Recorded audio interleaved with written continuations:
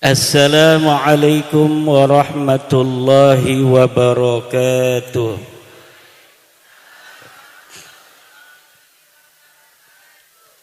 Alhamdulillahil malikil hakim, al-jawadil karimil azizir rahim, wat-tariqu ilaihi wadihul lil qasidin, والدليل عليه لائح للناذرين والصلاة والسلام على سيدنا محمد وعلى آله وأصحابه الطيبين الطاهرين يا حي يا قيوم يا حنان يا منان يا ديان يا سلطان يا ذا الجلال والإكرام أما بعد Faya ashabal fadail, para alim, para ulama Banjarnegara, wabil khusus sahibil fadilah, sahibil makan, sahibil ma'had,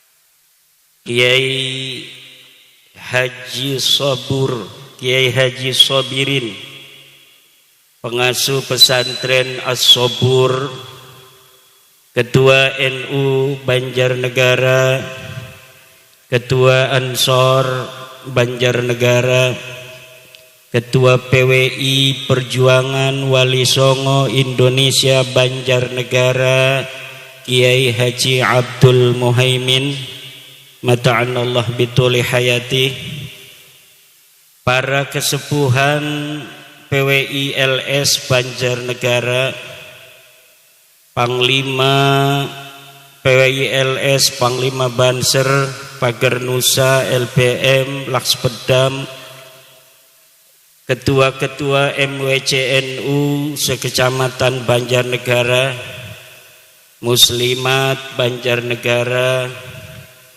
Bapak dari Kepolisian Republik Indonesia, dari Tentara Nasional Indonesia, para ibu, para bapak, para wali santri Pondok Pesantren As-Sobur, hadirin ma'asyiral muslimin rahimakumullah.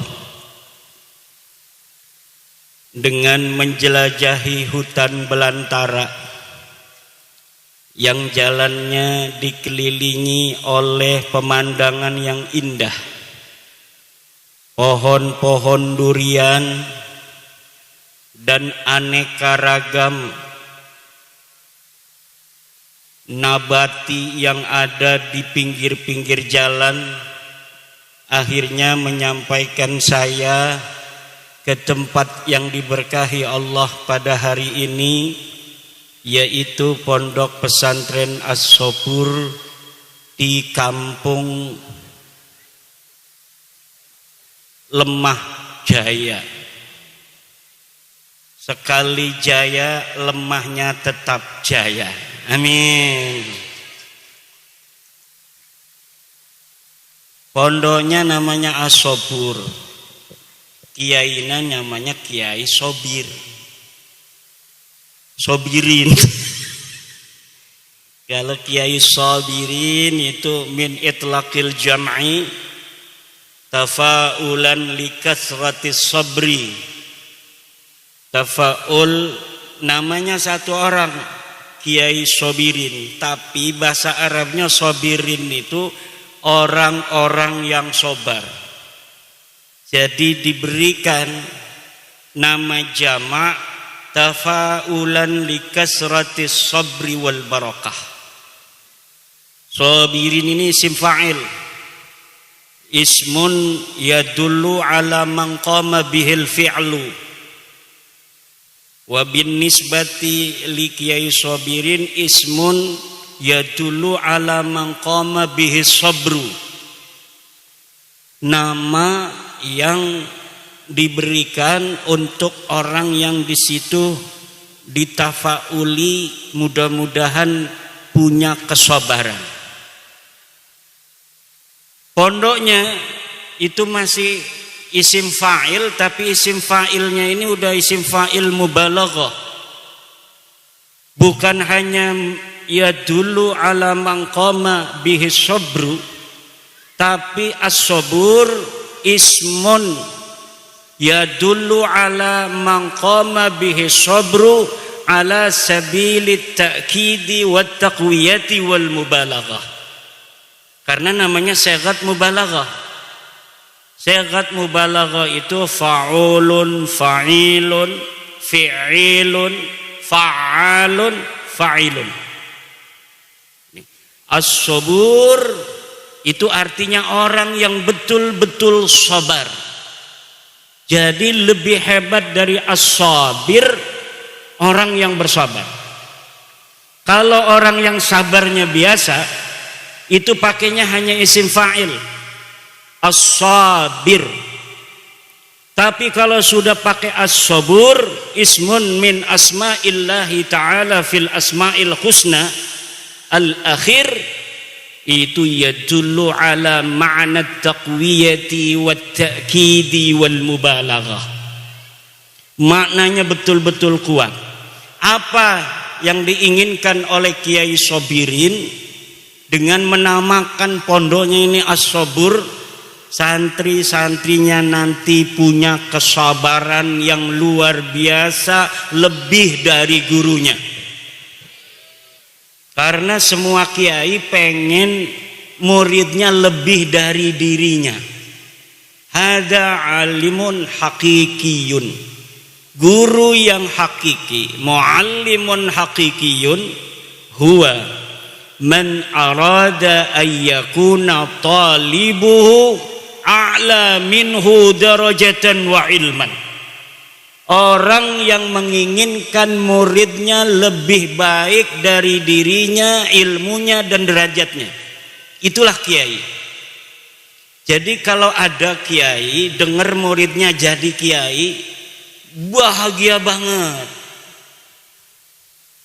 Kalau Habib dengar muridnya jadi Habib, marah dia. Betul apa tidak? Ada kabib dengar muridnya jadi kabib, marah enggak? Marah. Tapi kalau kiai dengar muridnya jadi kiai, luar biasa. Cuma ini lafaz as-sabur tidak ada dalam Al-Quran, Yai. Jadi walaupun sighatnya mubalaghah, as-sabur itu tidak ada dalam Al-Quran. Yang ada dalam Al-Quran itu kisobirin. Innallaha ma'as sabirin. Allah itu bersama orang-orang yang sabar. Tapi ada sighat mubalaghah, satu sighat mubalaghah dari mustaq sabir, as-sabur, itu yang masuk dalam Al-Quran. Inna fi dzalika la ayatil likulli sabarin syakur. Ada itu. Pakainya sighat mubalaghah sabar. Sabar ini asal mulanya untuk orang yang ahli dalam bidang tertentu. Misalnya dia tukang ikan, dia disebut samak, tukang ikan. Tukang ketawa, dhahak, itu tukang tertawa. Jadi pakai wazan fa'alun, itu maknanya tukang.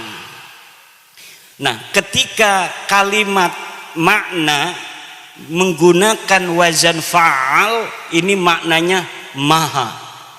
Sabar, sangat sabar. Sabur, sangat sabar.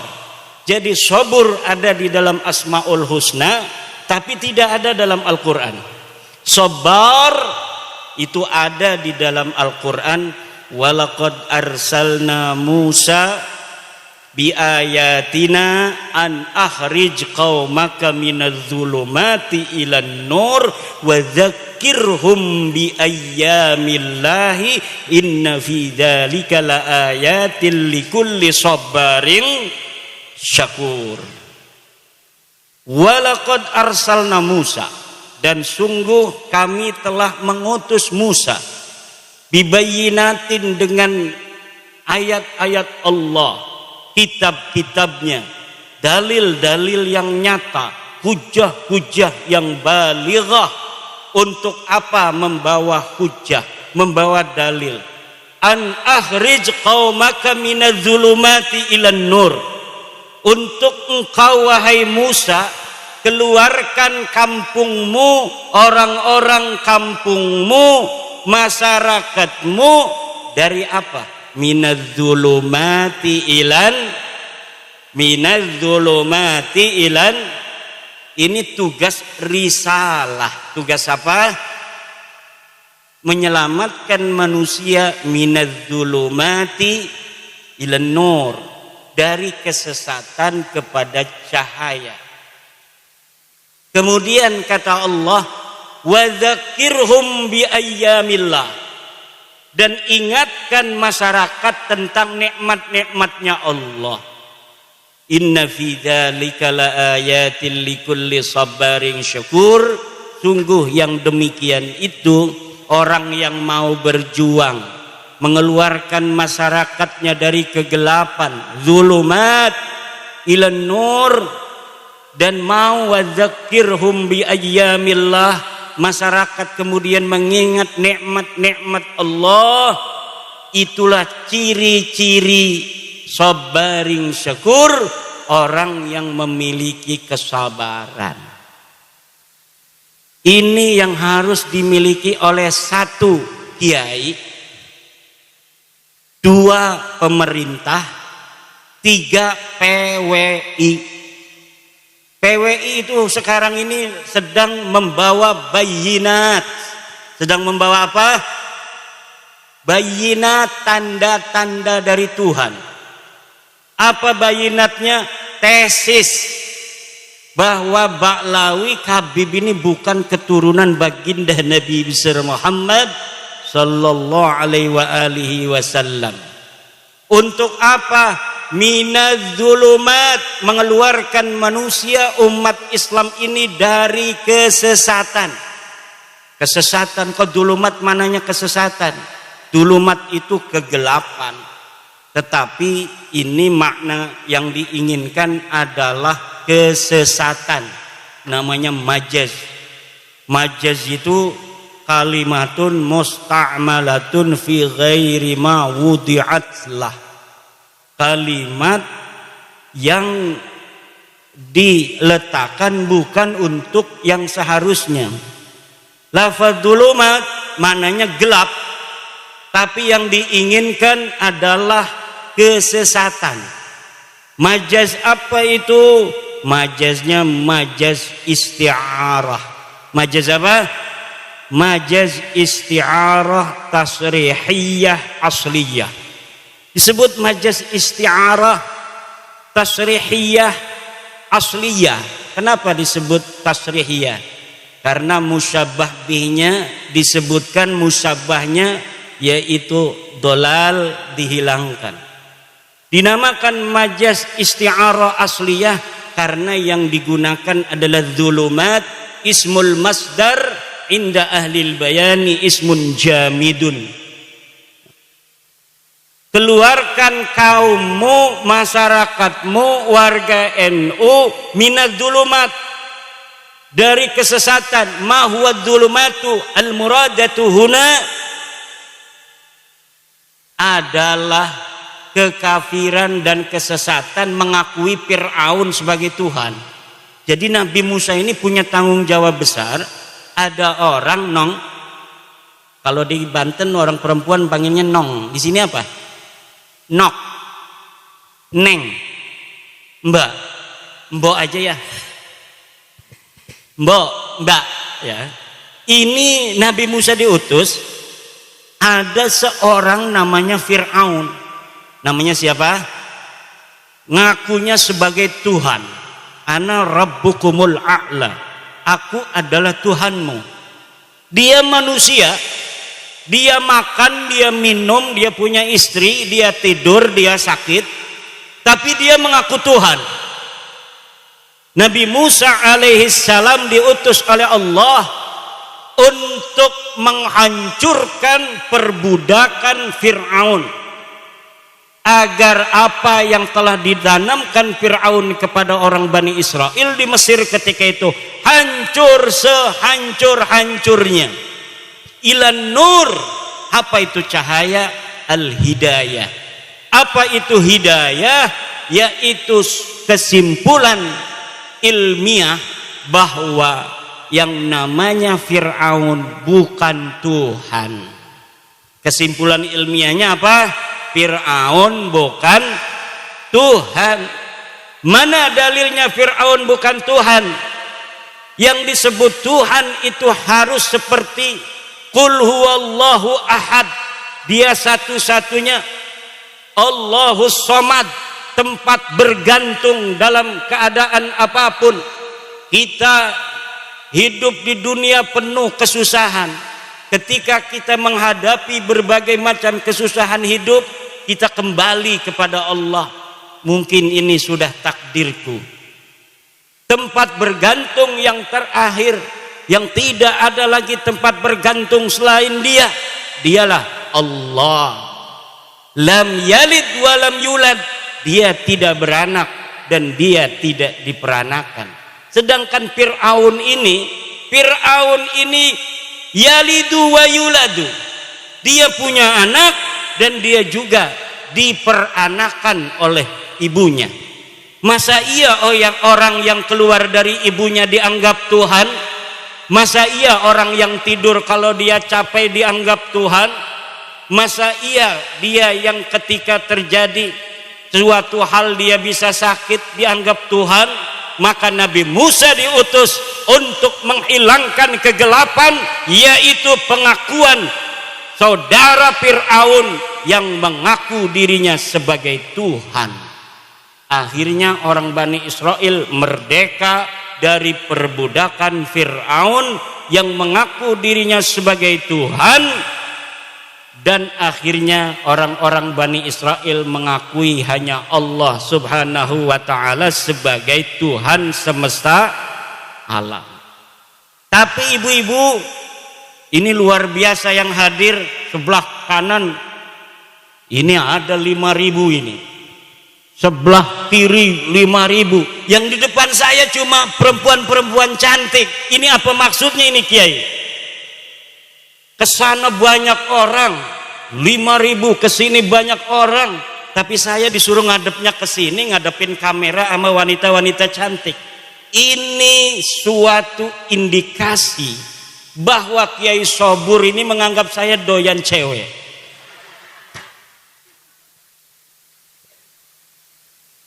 Ndak ya Neng ya, Mbak, karena memang dapatnya di sini kebagiannya ya.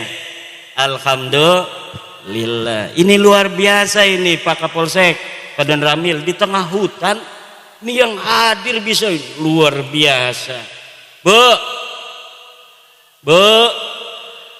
coba belah sini, Bu. Luar biasa. Ibu ini bener nggak ini ibu-ibu? Jangan-jangan karena beliau ini ahli wirid, dia datangkan jin-jin agar pada hadir di sini. Saya kira ini yang akan datang ini karena di tengah hutan, di tengah gunung, ya paling 100-200 orang. Luar biasa Kiai Sobur ini, berkat kesabaran yang beliau miliki.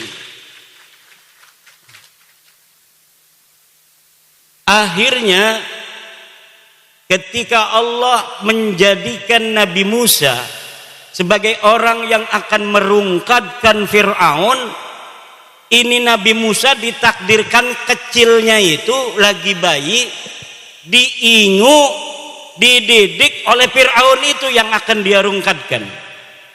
Makanya tidak heran hari ini yang menjadi pengurus PWI semuanya mantan-mantan kibin semua. Semuanya kibin-kibin semua yang sekarang jadi pengurus-pengurus PWI. Kenapa? Karena mantan-mantan kibin lah yang tahu bagaimana Fir'aun, taktiknya Fir'aun, kesesatannya Fir'aun, dan kelemahannya Fir'aun. Itu Nabi Musa tahu karena Nabi Musa dididik oleh Fir'aun. Mantan-mantan kibin di seluruh Indonesia yang hari ini membentuk PWILS, Perjuangan Wali Songo Indonesia. Kenapa dia begitu semangat? Karena dia tahu bagaimana itu yang namanya Ba'lawi. Mantan-mantan kena dawir ini yang jadi pengurus nih. Kiai-kiai mantan kena dawir ini jadi pengurus dan jadi para kesepuhan PWILS. Muridnya kadang-kadang 2000. Tapi dia bisa diakalin sama orang yang gak bisa ngaji. Jangankan ngaji kitab. Itu Ba'lawi kadang ngaji Qur'annya aja dari kanan ke kiri. Bener ya? Dari kiri ke kanan. Ini tapi dia bisa menjajah para kiai yang sudah hafal kitab Jurmiyah, hafal Fathul Qorib, bisa baca kitab Ihya, baca kitab Jam'ul Jawami', baca kitab Bukhari, tamat, dapat ijazah. Itu dapat dikalahkan oleh hanya orang yang mengaku sebagai keturunan Nabi, padahal dia bodoh, akhlaknya kemana-mana, tidak mencerminkan ajaran-ajaran Nabi, tidak punya kesantunan. Kalau ceramah kayak anjing gila, mencaci sana, mencaci sini, kiai dicaci, masyarakat digoblok-goblokin, pemerintah digoblok-goblokin, presiden digoblok-goblokin, apalagi polisi digoblok-goblokin, tentara digoblok-goblokin, padahal dia sama sekali tidak berilmu, baca Quran ngacak, apalagi baca kitab kuning. Kenapa bisa terjadi selama ini? Di sini karena ada penjajahan spiritual. Ada apa? Penjajahan spiritual yang dibangun di atas kebohongan dan kedustaan, cerita-cerita palsu, sejarah-sejarah palsu yang kemudian ditanamkan di kita orang-orang Indonesia agar mempercayai mereka sebagai keturunan Nabi. Pas ditanya mana dalilnya nggak punya dalil, ditanya kitabnya nggak punya kitab, ditanya tes DNA-nya melenceng kemana-mana. Jangankan sebagai keturunan Nabi, turunan Arab aja bukan.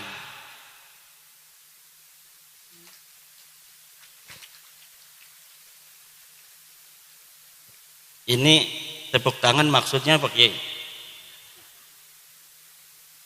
Ini tepuk tangan tuh maksudnya apa? Cocok? Bu, cocok? Setuju, Bu? Habib bukan turunan Nabi, setuju? Sebelah sini, Habib bukan turunan Nabi, setuju? Yang keras. Saksikan, udah 2 kali menyaksikan. Orang Purbalingga sudah bersaksi. Sekarang merembet ke Banjarnegara. Ashhadu anna Ba'lawi laisu min durriyatin Nabi sallallahu alaihi wasallam. Ayo bareng-bareng. Ashhadu anna Ba'lawi laisu min durriyati Rasulillahi sallallahu alaihi wa alihi wasallam. Aku bersaksi bahwa sesungguhnya Ba'lawi, Habib bukan keturunan baginda Nabi Muhammad sallallahu alaihi wasallam.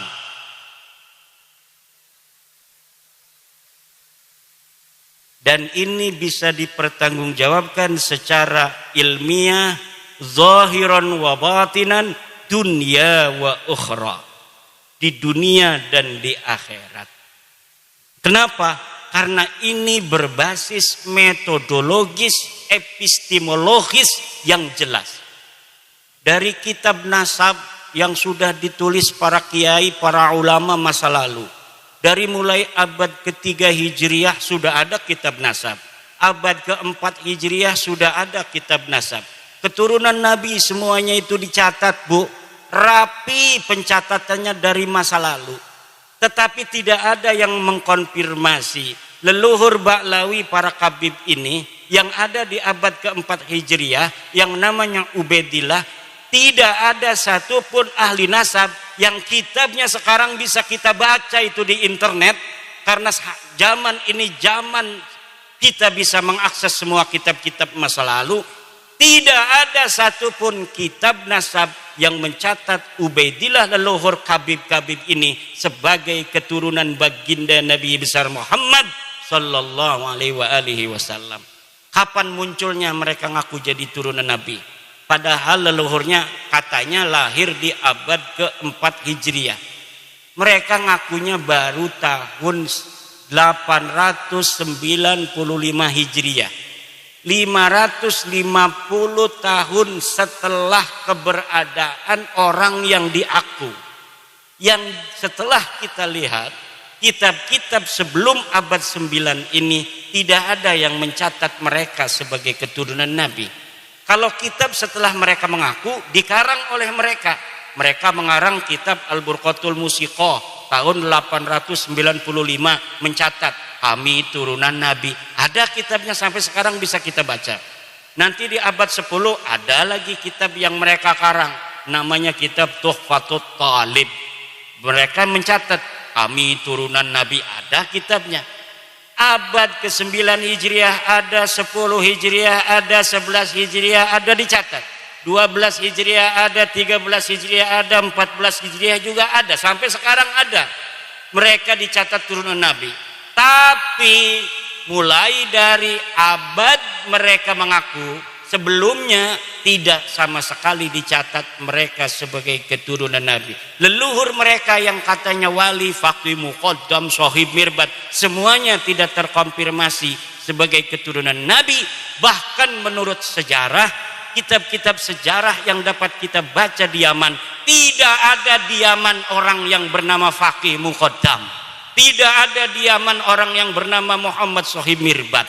Tidak ada orang yang bernama Ubaid. Lalu mereka mencatat nama-nama itu berdasarkan apa? Berdasarkan menurut seorang peneliti dari Barat yang bernama Alexander Knies, berdasarkan historical imajinatif, yaitu sejarah imajiner yang ditulis berdasarkan khayalan semata. Allahu Akbar. Kenapa sekarang saya menggunakan salah satu pendapat dari orang Barat?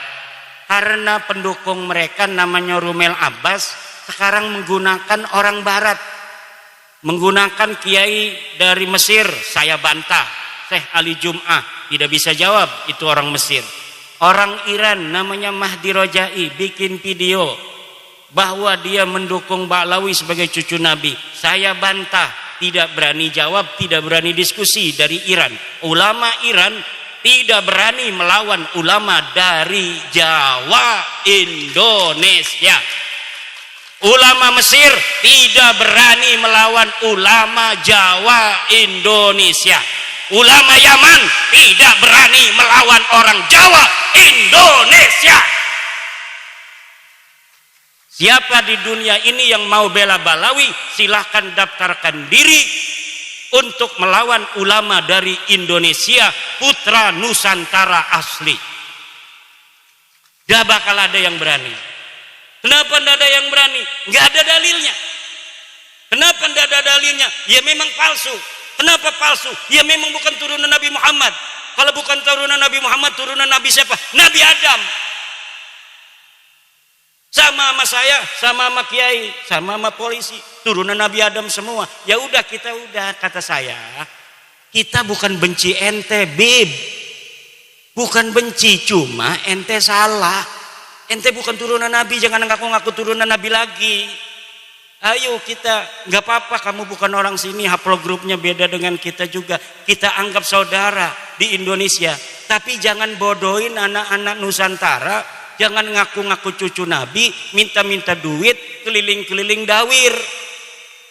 Jangan minta-minta duit sama pengusaha untuk membangun sesuatu, membangun pondok dan lain sebagainya, padahal buat beli mobil. Udah sadar bahwa ente bukan cucu Nabi, nggak ada dalam kitab nasab, nggak ada di dalam kitab sejarah. Tes DNA-nya orang Kaukasus, haplogrupnya G. Haplogrup G itu orang Kaukasus, sekarang yang banyak itu di daerah Turki, orang India di daerah Pakistan yang berbatasan dengan Afghanistan, suku Kalas.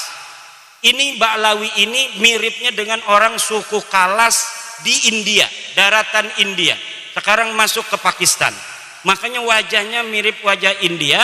Dan siapa namanya itu, reporter dari Ba'lawi perempuan, Najwa Shihab, itu telah dites DNA 48% DNA-nya orang India. DNA-nya Najwa Shihab itu silakan lihat di Google, 48% orang India. Saya cari orang India yang garis lakinya itu haplogrup G, itu suku apa? Suku Kalas yang ada di India dan suku Paswan yang ada di India. Mereka mempunyai keunikan tersendiri. Jadi haplogrup G ini punya satu keunikan. Dulu ketika mereka masuk agama Yahudi di abad 10 Masehi, mereka mengaku keturunan Nabi Ishak yang ke-13. Ketika mereka ada di India, di Kalas, di dataran Pakistan sekarang, mereka mengaku keturunan Alexander Agung. Ketika ada di India beragama Hindu, mereka di suku Paswan mengaku sebagai keturunan daripada Dursusana. Ketika di Islam di Indonesia dan di Yaman, mereka mengaku sebagai keturunan baginda Nabi besar Muhammad sallallahu alaihi wasallam. Kayaknya haplogrup G ini kalau dia agama Kristen ngaku sebagai anaknya Yesus Kristus. Untung Nabi Isa enggak punya istri, enggak punya anak. Kalau Nabi Isa itu diriwayatkan punya anak, mereka banyak yang akan masuk Kristen mengaku sebagai keturunan Yesus Kristus. Sayangnya Yesus enggak punya anak. Di Indonesia mereka nyangkol-nyangkol juga kepada pahlawan-pahlawan Indonesia. Ada yang mengaku keturunan Hamengkubuwono. Ada yang mengaku sebagai keturunan Sunan Giri. Jalur lakinya kami dari Ba'lawi, jalur perempuannya dari Sunan Gunung Jati. Ada yang ngaku ke Banten. Kebetulan saya ini salah satu nasabah di Banten sejak 2012. Jadi sudah agak hafal seluruh keturunan-keturunan Sultan Banten dan di mana adanya komunitas keturunan Sultan Banten. Ada seorang Ba'lawi ngaku keturunan Sultan Banten dari ibunya katanya. Dari siapa? Dari Pangeran Mesir bin Sultan Ageng Tirtayasa. Saya langsung hubungi keturunan Sultan Mesir yang ada di Pontang, dekat dengan Kresek, masuk Kabupaten Serang. Betul nggak ada susunan nasab seperti ini yang dari keluarga Pangeran Mesir? Ini bohong Kiai, ini palsu. Mereka mengaku keturunan Jogja dari Hamengkubuwono II. Saya teliti, saya konfirmasi kepada peneliti nasab di Jogja, palsu. Ngaku Sunan Giri, palsu. Ngaku apa saja, ngaku kiai, ngaku ulama. Masa ulama nggak suruh baca kitab dari kiri ke kanan? Selama ini yang dibicarakan berarti bukan berdasarkan ilmu, berdasarkan hafalan anak-anak mau tampil pidato itu. Mau tampil pidato dia hafalin gitu. Tapi ndak mondok, sehingga dia nggak paham. Ilmu itu bukan apa yang dihafal, tapi apa yang dipahami di dalam sukma. Sehingga menjadi kebijaksanaan untuk menentukan sebuah hukum Allah Subhanahu wa ta'ala berdasarkan Al-Quran Al-Hadis, kemudian dialaqahkan dengan waqi' kejadian yang menyertainya. Itu namanya alim, namanya kiai. Itu kiai-kiai kita itu kenapa? Kiai kita itu pada tawadhu, Karena ilmunya itu rasihun fi qulubihim. Ilmunya masuk ke relung-relung jiwa, relung-relung hati mereka. Semakin banyak ilmunya kiai, semakin tunduk kayak padi.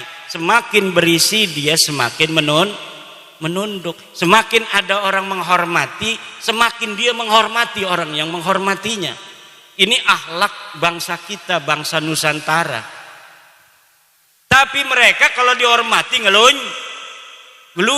Semakin dihormati, semakin yang menghormatinya dimanfaatin, duitnya diroyot, apa tuh istilahnya, diporotin.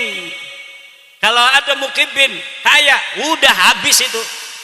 Punya mobil Alphard diminta, kalau enggak kualat ente.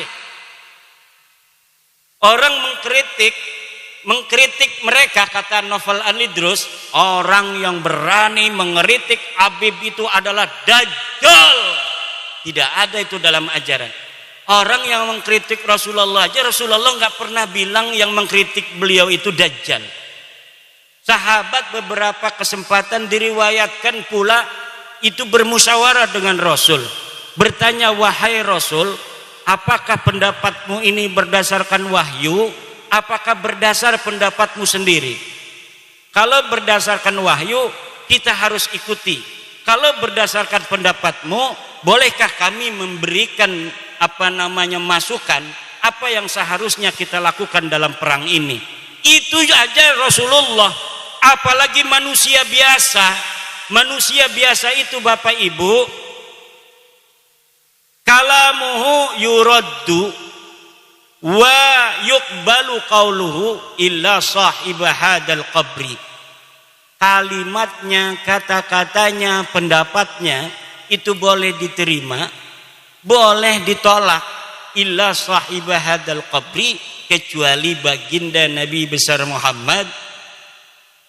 Lalu ajaran yang mengatakan orang mengkritik Habib itu adalah dajjal dari mana? Kalau bukan dari ajaran Islam. Mungkin mereka punya ajaran agama lain yang tidak ada dalam ajaran agama kita. Dalam agama kita, inna akramakum indallahi atqakum. Seluruh manusia itu sama. Sesungguhnya orang yang paling mulia di antara kalian adalah orang yang paling bertakwa. Kata mereka yang paling mulia adalah kabaib. Walaupun tidak ibadah, walaupun tidak sholat, walaupun tidak alim, mereka tetap mulia. Karena kemuliaan mereka adalah zat. Sedangkan orang alim, kiai, polisi, presiden, itu sifat kemuliaannya. Kalau dia sudah tidak jadi presiden, dia tidak mulia lagi. Kalau kiai gila, katanya tidak mulia lagi. Tapi kalau kabaib, dia gila, tetap dia mulia. Kenapa? Karena di dalam dirinya ada darah Rasulullah. Dulu tuh nggak laku lagi, Beb. Jangan ngomong-ngomong gitu lagi. Nanti diketawain orang Banjarnegara.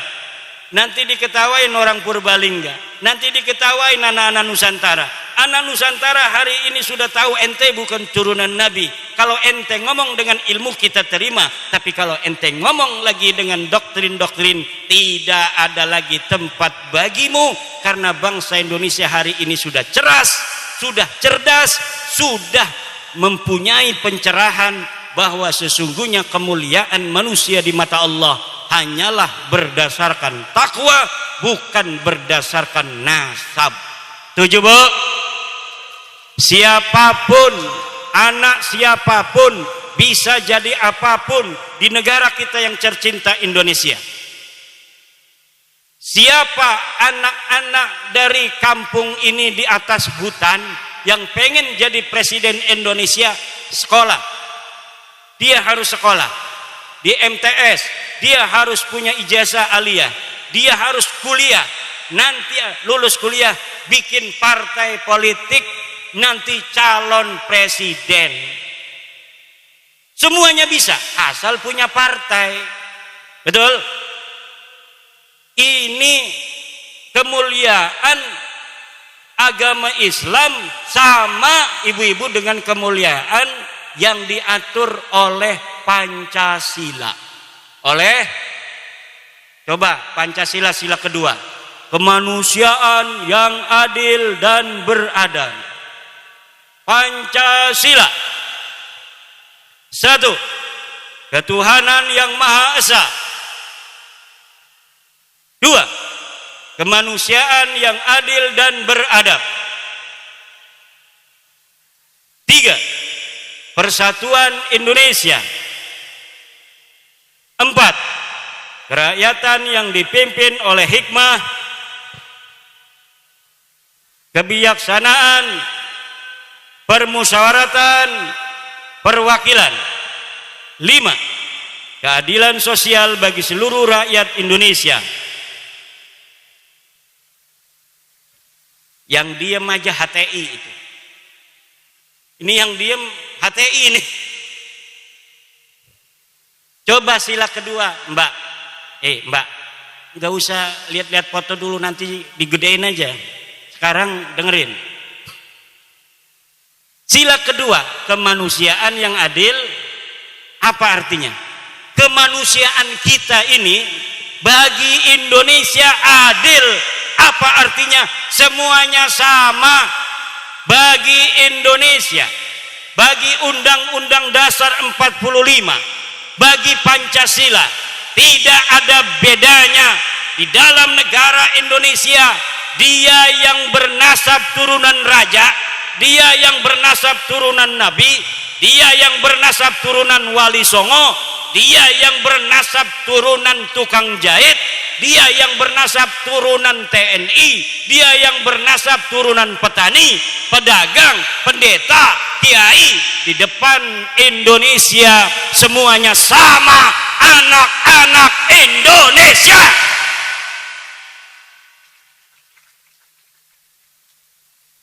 Dia bisa jadi presiden. Siapa saja bisa jadi presiden. Dia bisa jadi menteri. Dia bisa jadi gubernur Jawa Tengah. Dia bisa jadi gubernur Jawa Timur, bupati Banjarnegara, camat di sini, lurah di sini. Tidak dilihat dari keturunannya. Silahkan masa lalu mereka keturunan pengkhianat sekalipun, tapi kalau sekarang dia ini komitmen kepada NKRI, kepada Indonesia, mau bersama membangun citra baik bagi bangsa dan negara di mata dunia, maka kita akan terima. Walaupun kita tahu mereka dulu turunan antek-antek penjajah Belanda. Kami punya data dan punya bukti yang leluhur mereka lakukan kepada leluhur kami bangsa Indonesia, yaitu mengkhianati kami. Berbagai macam peristiwa sejarah telah membuktikan leluhur-leluhur bangsa Indonesia yang menginginkan kemerdekaan, siapa yang mengkhianati, kami mencatatnya, tapi kami akan hapus semua itu kalau kalian mau mawas diri, kalian mau bersama untuk membangun negara ini hari ini. Kenapa? Kita harus melihat masa depan, betul? Bukan melihat masa lalu. Masa lalu itu suatu yang kadang-kadang sangat menyakitkan untuk dikenang. Saya banyak bersedih kalau membaca sejarah keluarga, sejarah Banten, sejarah perjuangan. Bagaimana leluhur-leluhur kita dulu sampai mengorbankan diri mereka untuk kemerdekaan kita hari ini. Ada yang tergeletak di pinggir jalan. Hari Sabtu 26 Desember 1682. Untuk apa? Untuk leluhur lakukan itu untuk kita hari ini. Tapi banyak yang leluhurnya sebagai antek-antek penjajah kemudian mencatatkan nama mereka sebagai pahlawan. Ketika dicari sejarahnya, keaya. Di mana mereka ketika perang Cilegon 1888? Di mana mereka ketika perang Diponegoro 1825? Di mana mereka ketika perang merebut kemerdekaan Di mana mereka ketika perang mempertahankan kemerdekaan, ketika masyarakat Surabaya 10 November 45 mati berkalang tanah, di mana mereka berada? Tidak ada satupun dokumen yang menyatakan Baklawi ada di sana. Tidak ada. Tapi kita tidak akan mengungkit-ungkit masa lalu. Kita menatap masa depan. Hari ini dan masa depan. Ayo kita bersama. Jangan ngaku turunan Nabi. Jangan merasa paling mulia. Karena memang kamu tidak mulia. Tidak ada yang pantas kamu banggakan. Kamu ngaku turunan Nabi, bukan turunan Nabi. Kamu mengaku orang berilmu, bukan orang berilmu. Wani ngadu. Kamu ngaku sebagai orang soleh, tidak soleh. Banyak yang kemarin ketangkep itu ngebegal motor, betul? Tukang malak-malak kiai, malak-malak orang. Apa yang kamu banggakan? Tidak ada yang pantas kamu banggakan di tanah Indonesia ini. Yang harus kamu lakukan, didik anakmu, suruh mondok kepada kiai-kiai biar pinter. Nanti biar dia yang merubah sejarahmu menjadi sejarah yang baik untuk bangsa dan negeri ini. Amin ya robbal. Itu saja kalau saya. Enggak kayak PWI. Kalau PWI lebih gawat dari saya. PWI itu gawat lebih dari saya. PWI itu luar biasa semangatnya, ini ketuanya nih. Ketua PWI ini semangatnya luar biasa, galak. Kenapa? Dulunya dia akalin melulu. Dulunya dibohongin. Banyak dibohongin, jadi sekarangnya muara itu. Makanya kalau saya jangan tolak-tolak orang datang. Saya ini pribadi saya. Karena organisasi ini milik banyak orang. Jadi pendapat saya itu harus nurut banyak orang. Kalau bagi saya, siapa saja Malawi mau kemana saja persilakan saja. Kalau ada yang mau masih mau jadi kibin. Kalau kita tidak setuju, ngomong tidak setuju. Tapi cukup tidak setuju saja.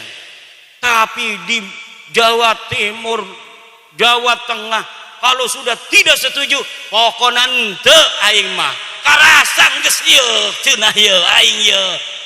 Sakit ieu. Nah makanya kita tidak bisa untuk memutuskan organisasi berdasarkan keinginan saya, tidak. Makanya ya walaupun kita tidak setuju karena itu keputusan organisasi otoritas daerahnya masing-masing, silakan saja sepanjang tidak mengganggu kepentingan publik, tidak mengganggu negara, tidak mengganggu agama. Biar kasih pelajaran saja, biar mereka sadar. Kalau sudah sadar kan alhamdulillah. Tapi jangan sampai ada hal-hal yang tidak diinginkan. Kenapa? Karena yang akan rugi adalah saudara-saudara kita kibin-kibin itu. Kibin itu siapa sih? Saudara kita. Understand? Understand? Understand? Kibin itu jangan dikira musuh saudara kita. PWI ada untuk mereka. Kalau mereka enggak merasa terjajah loh. Orang yang belum dalam kesadaran itu walaupun dijajah enggak merasa dijajah. Dia diperbudak enggak merasa diperbudak. Kita saudaranya yang melihat, yang netesin air mata. Turunan raja, turunan orang terhormat jadi budak dari orang yang turunannya enggak jelas. Turunan pahlawan-pahlawan Indonesia yang dulunya ahli perang, yang dulunya ahli mempertahankan negara, sekarang dibodohin oleh turunan wayang yang nama leluhurnya tidak ditulis oleh sejarah sama sekali. Leluhur orang Banjarnegara, orang Purbalingga, ini orang-orang besar. Makanya sekarang Presiden Indonesia ini ada darah Purbalingga, ada darah Banyumas, ada darah Banjarnegara. Siapa yang tahu Pak Prabowo? Ada darah sininya, bos. Ini daerah sini jangan gegabah. La ikun li ayyasira roisan fi Indonesia. Layak jadi pemimpin-pemimpin. Dulu orang Solo pernah presiden orang Solo, betul? Pak Harto, Pak Jokowi. Sekarang giliran orang Banyumas, Purbalingga, Banjarnegara yang punya presiden. Alhamdulillah. Pak Prabowo itu kakeknya orang sini. Namanya Pak Sumitro Joyo Hadikusumo. Harus bangga jaga negara ini karena salah satu putra terbaik daerah sini jadi Presiden Republik Indonesia. Alhamdulillah. Ini menunjukkan siapapun anak-anak Banjarnegara bisa jadi presiden. Siapapun anak-anak Banjarnegara bisa jadi gubernur Jateng. Kalau kemarin itu Pak Ganjar dengan Pak Prabowo, itu orang sini semua kakeknya. Betul? Pak Ganjar Purbalingga ya? Purbalingga. Pak Prabowo orang Purbalingga, Banyumas, Banjarnegara, leluhurnya itu. Pernah jadi bupati-bupati. Itu kalau siapapun yang jadi, Pak Ganjar yang jadi, yang menang orang Banjarnegara. Wong Kresek kalah. Yang jadi Pak Prabowo yang menang orang Banjarnegara, Purbalingga, Banyumas. Ini patut disyukuri bahwa ada putra kita, saudara kita yang jadi Presiden Republik Indonesia. Makanya harus bantu negara. Bagaimana caranya? Hei PWI, jaga keamanan negara kita Republik Indonesia. Kalau perang mah perang. Orang sini jagonya perang. Understand? Siapa yang mendampingi Pangeran Diponegoro perang melawan Belanda? Dia orang Banjarnegara, orang Banyumas, orang Purbalingga. Makanya kenapa di sini banyak di tengah-tengah hutan begini kiai-kiai pelarian zaman dulunya.